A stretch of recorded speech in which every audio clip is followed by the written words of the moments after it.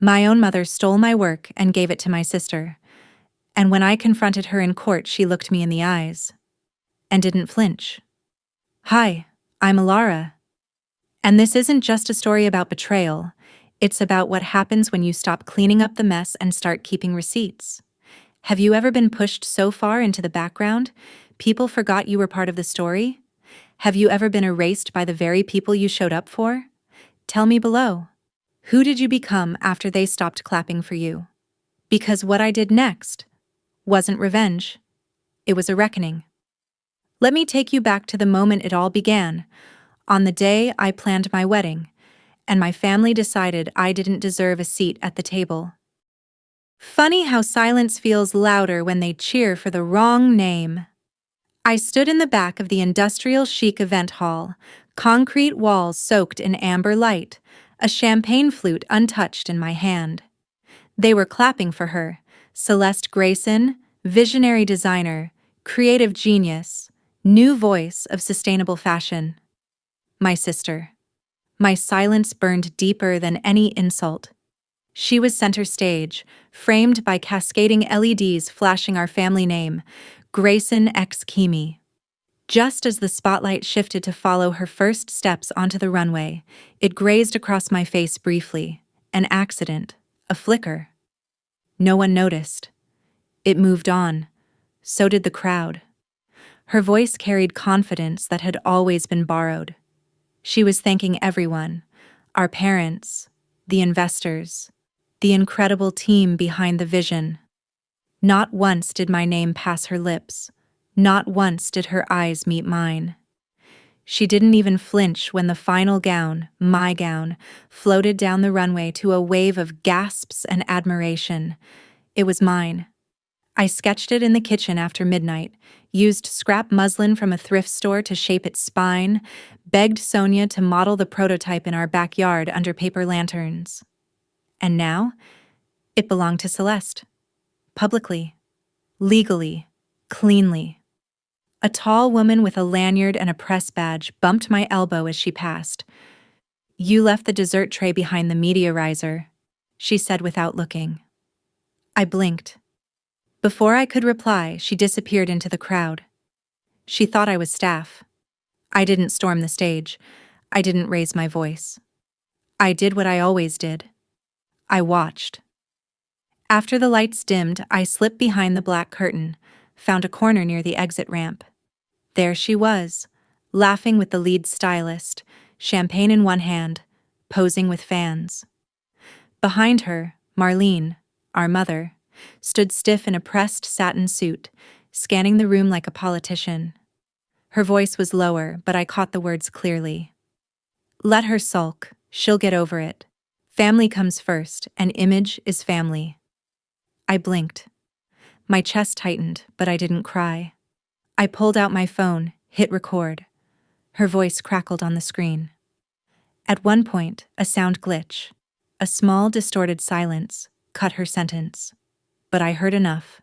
"She has no rights," Marlene continued. "It's in the family trust." That was the moment I knew. They hadn't just forgotten me. They'd erased me. A sharp burst of flash made me flinch. A guest had lifted their phone to capture Celeste adjusting the gown on a mannequin. The light hit my face and vanished just as quickly. I stepped back into shadow. Across the room, guests smiled for their phones in slow motion, glitter falling from the ceiling, faces frozen mid-cheer. But I wasn't in any of their frames.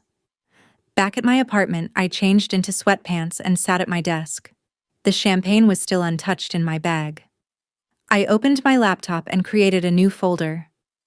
Operation Reclaim. The name was dramatic. Sonia would have laughed, but it felt right. It wasn't about revenge. Not yet. It was about proof. About preserving the version of events they'd try to rewrite. I started with that recording. That night, I couldn't sleep. I scrolled through old design files, my files, metadata intact, timestamps, emails, sketchbook scans. I renamed them methodically. Proof 001, Sketch Original 002, Invoice Fabric August, Show invite, Alara Grayson. The next morning, I got a message from a junior assistant at KEMI. Thank you for attending. Your +1 status has been updated for future events. +1. I had been listed as Celeste's guest. Later that day, I saw the event press release. Celeste Grayson's revolutionary vision, the heir to a fashion legacy, the next Vera Wang. No mention of a collaborator, not even a special thanks. I called my dad. He didn't answer the first time. The second time, he picked up and said, "Hey, pumpkin," like nothing had happened. I asked him one question. "Did you know?" A pause. Then, "Your mom said it was safer this way. Cleaner. Legally sound." "She used my name," I said. "She used my work." "I know," he said. Quiet. Then, "I'm sorry." I hung up before he could say it again. That night, I walked into my closet, pulled out the wedding dress I made myself. Not for some big ballroom fantasy, just for our backyard, under lanterns and lemon trees. I'd sewn it quietly, during weekends, between client sketches. The hem still smelled faintly of eucalyptus from the centerpiece bundles. They didn't come to that wedding. They called it embarrassing. And now they'd turned my legacy into a campaign for the daughter they always wanted. I printed out the image of Celeste in front of my design. I drew a red box around the neckline, the same one I'd fretted over for weeks. I labeled it Exhibit A. Then I played the recording of Marlene again. She has no rights. It's in the family trust. This time, I didn't flinch. I uploaded the audio to my cloud, created a backup. And then, in the simplest move of all, I opened my notes app and typed 6 words. They stole it. I remember everything. You don't need a thief when your own family hands them the keys. The words lived in my mouth all day, but I never said them out loud. Instead, I let them loop in my mind while I sat at the small kitchen table that doubled as my workspace, staring at spreadsheets and PDF receipts. Outside the window, Portland rain murmured against the glass like it was trying not to be heard. I hadn't told Ruben yet. Not about the forged signature. Not about the press release. He was in the workshop, sanding down a cabinet for a neighbor. He thrived on fixing things that were meant to stay broken. I envied that. I opened my email inbox, searching for the confirmation I barely remembered sending, the one for the Kimi contract. It wasn't there. What I did find were dozens of forwarded payment notices I never authorized, all CC'd to an old address Marlene had set up when I was still in college. A chill started in my neck and crept down. I pulled up my bank history. 3 transactions to KEMI Holdings. Dates matched the rollout of the Iconic Future campaign. The amounts weren't huge, but they weren't mine to spend either. I called the bank. The hold music was a muffled jazz saxophone, broken every 30 seconds by a robotic voice assuring me that my call was very important. When a human finally answered, I asked for authorization logs tied to the payments. "There's a backup email tied to your account," the rep said. A recovery number was used to confirm a digital signature. "Whose number?" "Ending in 63-98. That was my mother's old burner phone, the one she swore she only used for private family communication. "Thanks," I said. My voice cracked. I hung up and stared at my laptop screen until the cursor blinked back at me like it was daring me to keep going. I didn't cry. I printed the receipts instead. Later that evening, I asked Brant, my father, if we could talk. He met me at a quiet tea shop near the Hawthorne Bridge. He looked older than I remembered. His hair had thinned, and his smile was guilty before we'd even sat down. "I'm not here to fight," I told him. "I know," he said, folding his hands like he was bracing for court. "I figured this would come up. Did you know about the account access?" He didn't answer immediately. Instead, he took a slow sip of chamomile. "Marlene said it was a family contribution. That you wouldn't mind. That you'd..." Rather see Celeste thrive than get tangled in red tape. So she forged my signature, redirected funds, and pretended it was a group effort. She thought it would be cleaner. For who? He didn't reply. She has no idea what clean means, I muttered. She's never cleaned up after anything in her life. Brant's lips tightened. I didn't agree with it. But I didn't stop her either. That's on me. I nodded. It was more than I expected. Less than I needed. That night, while Ruben slept, I sat on the floor of my studio, papers spread around me like debris from a storm. Sketches, contracts, event RSVPs, social media screenshots. I built a timeline. Every date lined up, every deposit, every photo of Celeste smiling next to something I'd made. I could trace her rise in the industry by tracking my silence. Have you ever realized that your silence wasn't protection? It was permission for others to erase you? That kind of pain hits differently when it comes from people who claim to love you. If you've ever been sidelined by the ones who were supposed to stand beside you, comment number 7 below. Now let's see what I do with the truth I just uncovered. Then came the email. From an address I didn't recognize. banyan@nightroute.cc. Subject: You don't know me, but I know what you did. I opened it cautiously. Inside was a short message. Alara, some of us were watching. Some of us knew. The dress was yours. Want to talk? Attached was a video. Footage from a Chemi showroom security camera, time-stamped 3 days before launch. Celeste stood in front of the gown, arguing with someone off-camera. I didn't design it, she snapped, but it's too late now. Just make sure Alara's name is nowhere near the label. I paused the video and exhaled slowly. My chest didn't ache. It burned. The next day, I replied to Banyan's email. Meet? A message bounced back 5 minutes later. Marrow and Company, corner of Stark and 11th. Tomorrow. Noon. I didn't tell anyone. Not Caleb. Not Juno. Not even Ruben. At exactly noon, I walked into Marrow and Company, a minimalist cafe with exposed beams and not enough chairs. A tall man in his 40s waved from a booth. No introduction, no pleasantries. You've got leverage, he said, but not power. Not yet. I narrowed my eyes. And you're offering me? Help, names, access. The board doesn't like Celeste. They tolerate her because she sells. But you? You scare them. Quiet women always do. He slid a card across the table. It read, Banyan Talbot, Venture Advisor. I know things, he said, sipping black coffee like it was a habit he hadn't questioned in 20 years.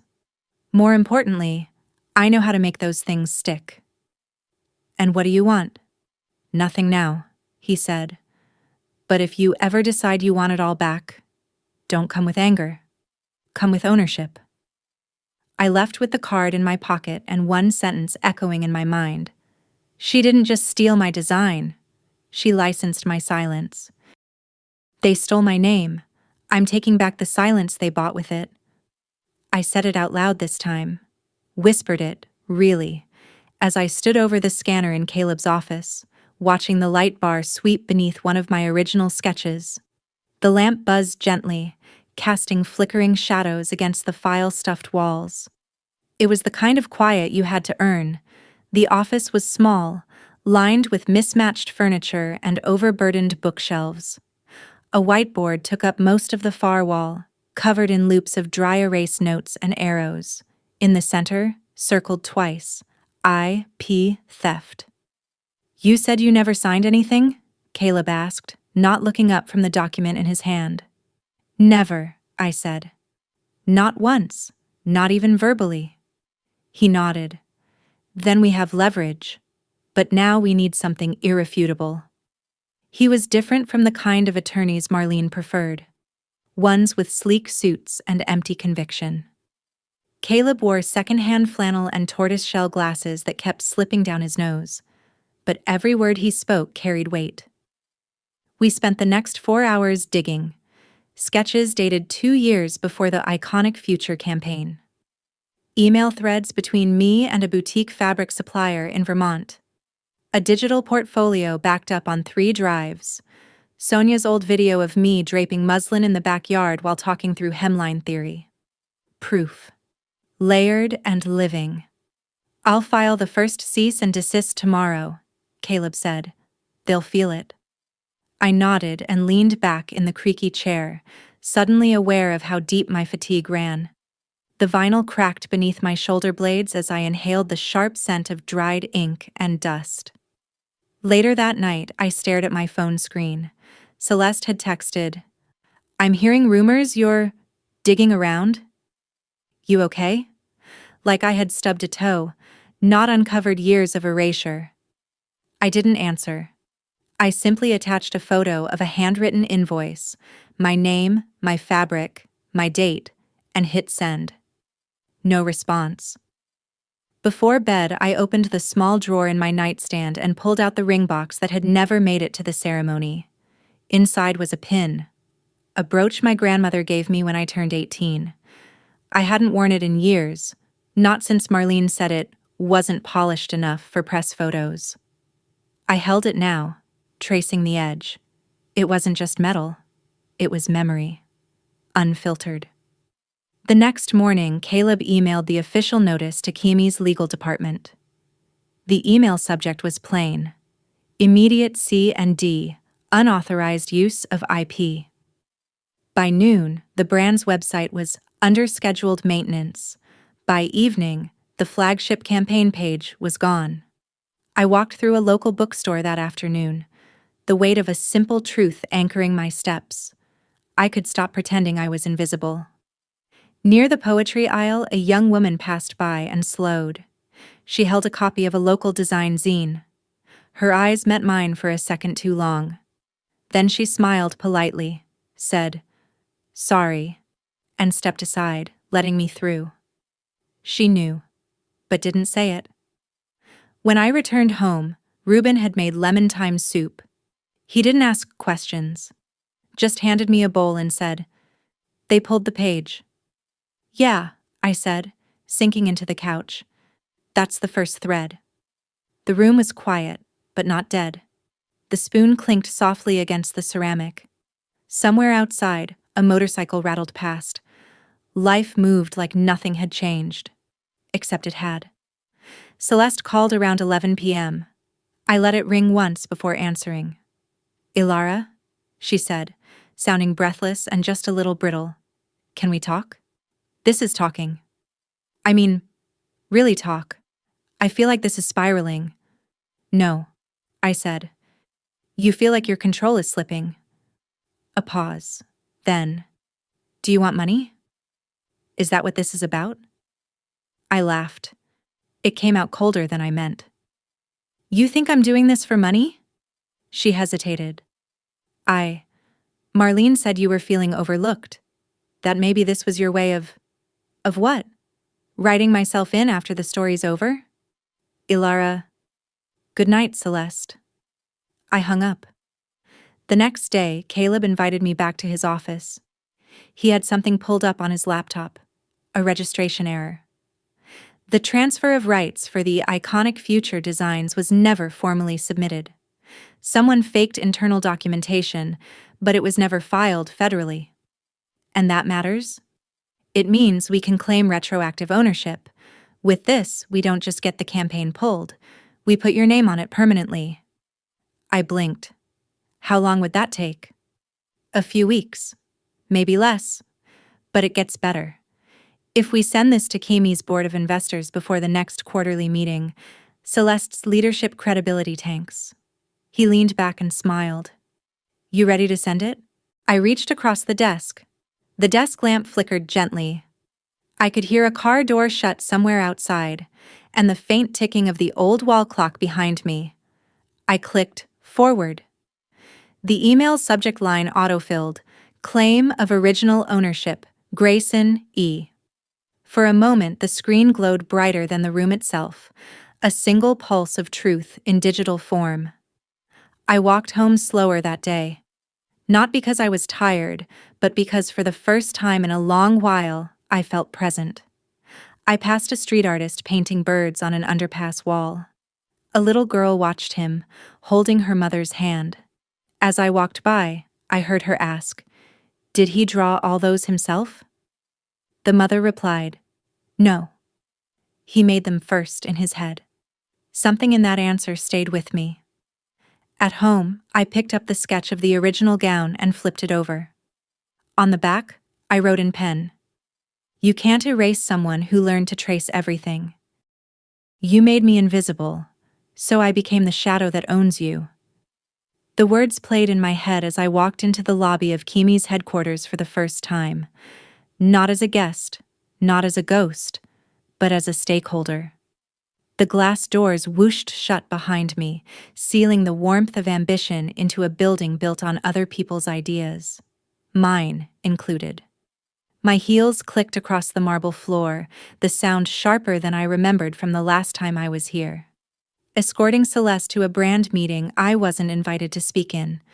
I wasn't wearing anything flashy, just a fitted navy blazer, black pants, and a pair of earrings Ruben had given me for my birthday. Simple, quiet, not submissive. Caleb's voice echoed in my memory.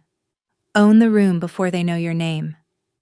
I'd studied the shareholder bylaws he'd forwarded last week.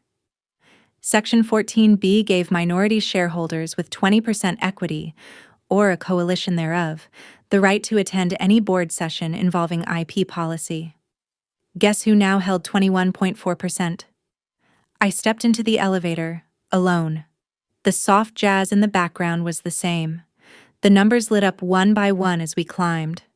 The mirrored interior reflected the posture I'd practiced. Spine tall, jaw soft, eyes level. On the top floor, a receptionist tried to block me. "I don't see you on the internal list." "Check your investor registry," I said calmly. "You'll find me under Nightroot Holdings." She blinked, typed, and turned pale. "Right this way." She opened the conference room door with the grace of someone realizing too late that they'd misread the dress code of power. The boardroom was colder than I expected. Wide windows framed Portland's stormy skyline. A long polished table sat under suspended track lights. One bulb flickered intermittently. People looked up, not from curiosity, but from concern. Celeste sat near the center, lips pursed, legs crossed, posture rehearsed. She didn't look at me. Not yet. I didn't speak right away. I slid a folder onto the table, printed sketches, invoices, early pitch notes, names, dates, metadata. I heard someone whisper, "That's her," as I plugged in my laptop. "Before we begin," I said, "you should know I've filed a legal objection to the attribution structure of the Iconic Future campaign." Murmurs rippled across the table. Chairs shifted. One man, gray-suited, tired-looking, cleared his throat. "We're aware of the dispute, Ms. Ilara Grayson." Celeste's hand jerked slightly. "I hold controlling interest through a proxy firm," I continued. "And as of this morning, I'm exercising my right to challenge all current IP assignments linked to my original designs." "You can't just walk in and—" Celeste started. "I already did." I connected my laptop to the overhead projector. The moment the screen came alive, a faint hum filled the room. The light pooled like a spotlight across the center of the table, glinting off the glossy edge of the wood. The screen lit up with images, early sketches, time-stamped drafts, video footage from Sonia showing. I looked her dead in the eye. "This is overdue." There was a silence, weighted, not empty. A moment later, someone clapped, quietly, from the end of the table. Just once. Then the rest of the room followed. Not applause, exactly, but acknowledgement. I sat down like the room already belonged to me. As I gathered my laptop and walked toward the door, one of the younger executives stepped beside me. "I saw your wedding video," he murmured. "Didn't know your name then. I do now." I gave him a half smile. "It's Ilara. Thanks." Outside the building, Portland's wind hit my face like a slap and a benediction. The kind of air that strips you clean. I stood under the awning, watching rain blur the city's hard edges. A passing cyclist splashed a puddle that misted my shoes, but I didn't step back. My phone buzzed. One message, from Marlene. "How could you do this to your own sister?" I didn't respond. Instead, I opened my notebook, flipping past old lists and clipped headlines. I found the line I'd written in hesitation last month. Invisible stake. I drew a thick black line through it, replaced it with visible power. I shut the cover slowly, like closing the door behind someone who had finally, irreversibly, left. I didn't come to burn bridges. I came to make sure no one could pretend the road never existed. That thought settled in my chest as I opened the email from Caleb. The subject line was simple. Settlement offer. Read carefully. I clicked and scanned the PDF, my pulse steady, eyes sharper than they'd been in months. $80,000, no admission of wrongdoing, a gag clause extending 5 years. In exchange, I'd rescind my claim on Iconic Future and sign over permanent rights to Kimi. The silence in our apartment was almost reverent. Reuben sat on the couch, fixing a chipped teacup with gold seam glue. He looked up once, met my eyes, and nodded. Not encouraging, not doubting, just grounding. The low hum of the heater blended with the occasional drip from the kitchen sink. It was the kind of quiet you could think inside. I didn't reply to the offer. Instead, I printed it out, slid it into the folder marked "They Thought I'd Settle," and went back to my sketch pad. That same afternoon, Sonia and I met at the usual cafe. The weather was bright but brittle, wind threading between the trees like it was looking for secrets. The barista greeted us by name and handed us mismatched mugs. Our corner table, half shielded by a bookshelf of poetry, smelled faintly of cardamom and printer ink. Sonia handed me a flash drive. "There's something you should see," she said. "Not for posting, just to remind you." The video opened with Celeste on stage at a fashion summit. She was talking about the loneliness of creation while standing in front of a slideshow that featured a gown I'd sewn by hand. Halfway through, the camera panned left. It caught Marlene, nodding proudly from the audience, mouthing the words along with Celeste like a sermon. "I forgot how good she was at lying with posture," I muttered. Sonia smiled without warmth. "You didn't forget. You just got tired of pretending it didn't matter." I closed the laptop. The cursor blinked on a paused frame of Celeste gesturing like a prophet. Behind her, my stitches lit the screen. That night, the radiator in our hallway clanked like bones settling. I lay on the couch with a blanket half draped over me, flipping through old receipts and memories. I found a note written on the back of an RSVP card from Lynn's wedding. "You're good at support roles." I traced the ink like it might vanish.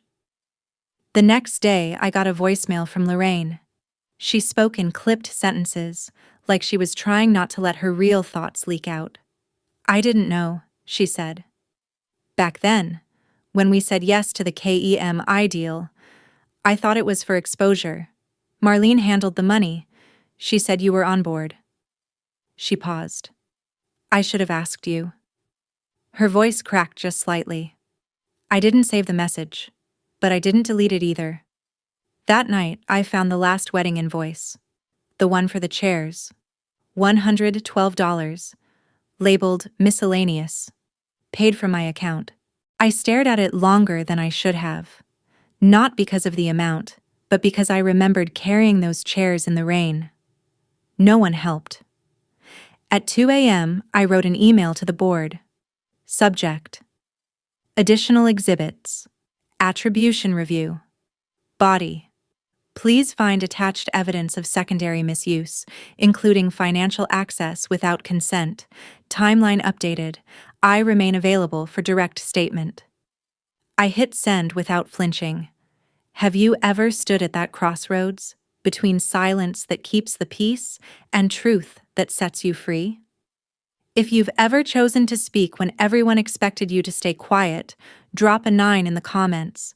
Next, let's see what shifts once the truth is no longer a secret. As the message disappeared into the void, the screen's white glow lit the room like a stage. I exhaled. It felt like clicking a detonator. Not for destruction, but for exposure. The next few days blurred. My inbox filled with silence. But outside that void, something shifted. A junior designer from KEMI followed me on LinkedIn. A writer from a mid-sized design blog messaged asking for comment. A vendor from my past sent a quiet, "I remember you." Banyan called just to say, "They're watching. Don't blink." Then the envelope arrived, handwritten, no return address. Inside, a photograph from Lynn's wedding, the one I thought was lost. In it, I'm crouched, holding a tray of champagne flutes. The caption on the back read, "I didn't see you. I do now." I didn't cry. I didn't call. I just slid the photo behind the framed print of our wedding table under the lanterns. One truth layered over another. Later that week, I visited the community center where I used to teach sewing workshops. The hallway still smelled like paper and citrus cleaner. A teen in a hoodie looked up from the back row and asked, "Didn't you design something famous?" I smiled. I designed something honest. We stitched for 2 hours in silence, broken only by thread snapping and chairs creaking. It felt like walking back into myself. Not loudly, just surely.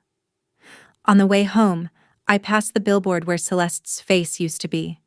It had been stripped, left blank. The outline of her jaw still visible under the residue of glue and paper. I paused at the crosswalk. A woman beside me, maybe late 60s, nodded toward it and said, "About time they gave someone else a chance." She didn't know me, but I nodded back anyway. And for the first time, I didn't want to replace it. I just wanted to build something better. "You never needed permission to be the author." That sentence played on loop in my head as I stood outside the courtroom, the hallway lit by flickering fluorescent bulbs and stained by the scent of old glue and courthouse paper. My shoes sank slightly into the carpet, muffling every step, as if the whole building had grown tired of conflict. Caleb arrived, his messenger bag slung over one shoulder, calm like always. "She's already inside," he said quietly. He didn't need to say who. I knew. I'd read the court summons days earlier.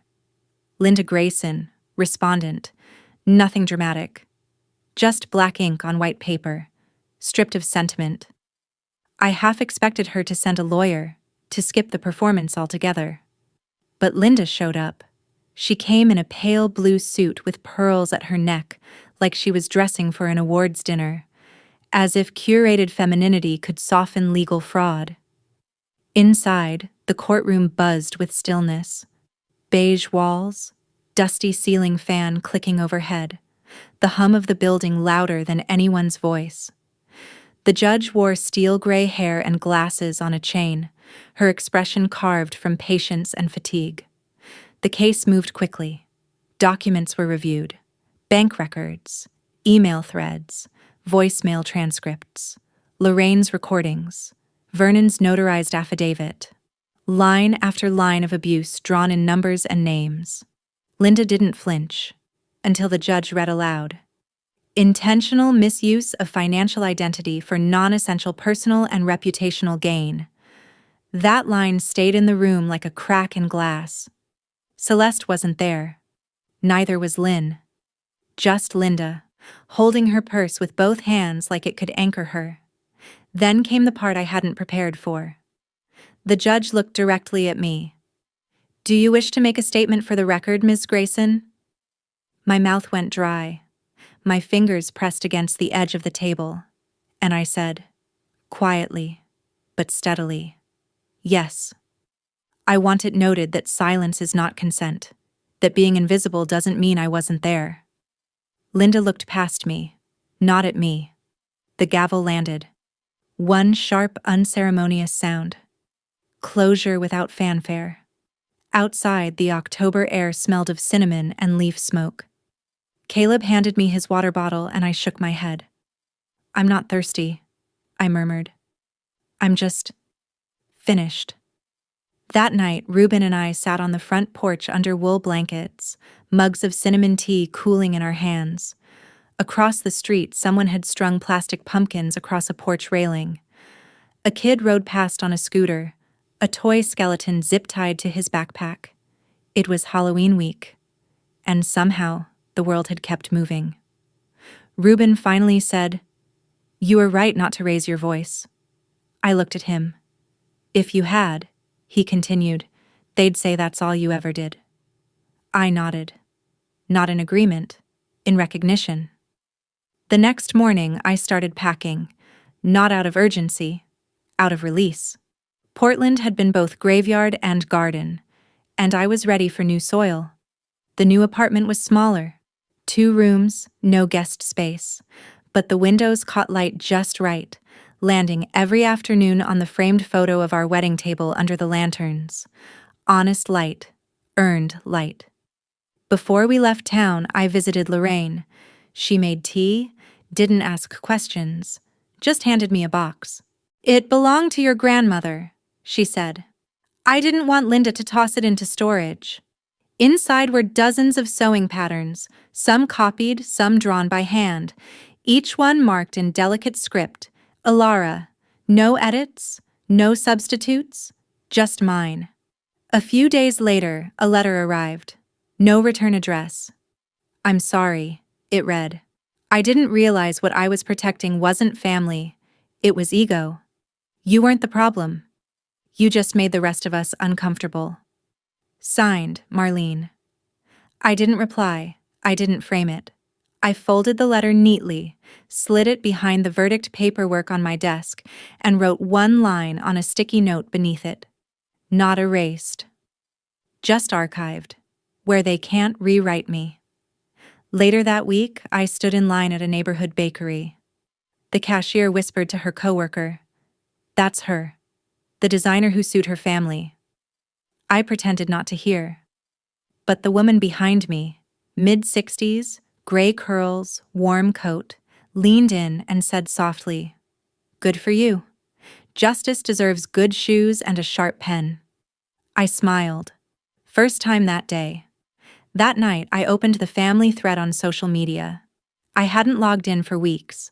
A single new photo had been posted. Grainy, clearly old. It showed me years ago, at a design fair, laughing beside a booth I'd built with salvaged wood and repurposed fabric. No tags, just one caption. "She built it before they claimed it." No one deleted it. That evening, in a room lit by warm desk light and nothing else, I opened a blank document and started typing. Not an affidavit. Not a threat. A guide. What they don't remember. A record of creative theft and quiet reclamation. I wasn't writing for closure. I was writing so no one else would be erased. And for the first time in my life, I didn't feel like I was stealing the spotlight. I felt like I was flipping the switch. I'm no longer a footnote in someone else's legacy. I'm the headline of my own. What they tried to erase has become my proof, my power, and my peace. I live now in a space I built, with light that doesn't need permission to shine on me. Here's what I've learned. Silence may keep the peace, but truth restores your dignity. When people steal your name, your voice, or your place, it's not revenge to reclaim them. It's justice. Now I want to hear from you. Have you ever had to walk away from a version of love that asked you to shrink yourself? Have you ever been made invisible by people who claim to care? Share your story below. Your voice might be the one someone else needs to hear today.